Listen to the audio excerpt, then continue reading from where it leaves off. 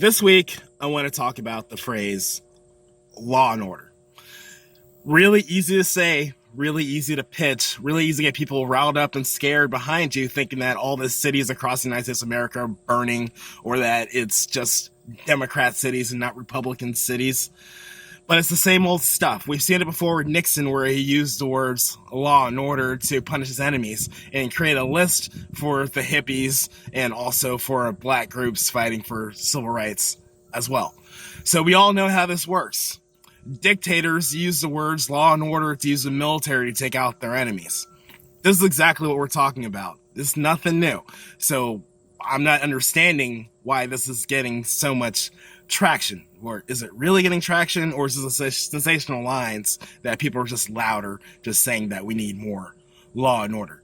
What law and order gets you is more authoritarianism. That's what we're talking about. We're talking about putting the military in the streets, lockdown, police states, where you lose all your rights. Is this what you voted for? Is this what you want, America? Absolutely not.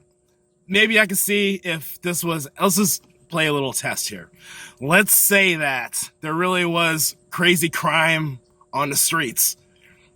The first step to fixing this problem is to talk to the people who are angry. Talk to the peaceful protesters who have something wrong.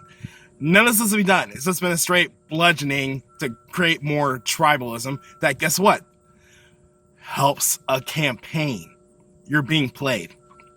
That's right. I said it. I'm tired of being nice. You're being played. So, America, are we going to demand that we talk about issues, or are we just going to go ahead and play games with this words like law and order, Antifa, and not actually understand what's really going on? Because if we really want to fix the problem, all sides we brought to the table, they'd actually go and talk about the reason why all of this started because of police brutality. Yes, this happened because people stood up and protested in the streets and said that, hey, we need to do something about police brutality and immunity for the cops. That's what this was all about. This all could have been done months ago, but it was drug out so that a campaign can have more steam going to November, because they don't want to talk about the pandemic. They want to distract from all that, and they just want to talk about all this chaos and create more chaos. So now we got militia groups. Militia groups that are going to where the protests are, and they're claiming they're protecting property, but all they're doing is going there to cause trouble and look for a fight. And guess what happened? 17-year-old kid crossed the state lines, brings his gun, puts himself in the middle of a situation, and people died. What's the reaction of people dying? We go through and we find out the criminal record and say, oh, well, they deserve to die. Then we find out the kid has his own problems, and we're stuck in a mess. This is the same stuff I was taught when I was growing up. If I put myself in a situation and there was a fight, it doesn't matter if I was justified or not in defending myself. I shouldn't have put myself in that situation. So why couldn't we just stand up and say this from the jump? Why did it turn into making him a hero for this tribe so we can take down this tribe? What are we doing? Do we want to fix the problem? Do we want to move forward as a country? Do we want to stop people from being in pain? And I'm not even talking about stopping them being in pain. Just pay attention to them. Listen.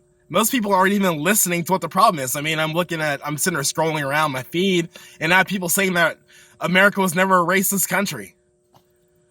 Are we really? Have we moved that far back where we can't admit that we had problems and we're still working on those problems? Is that really that controversial?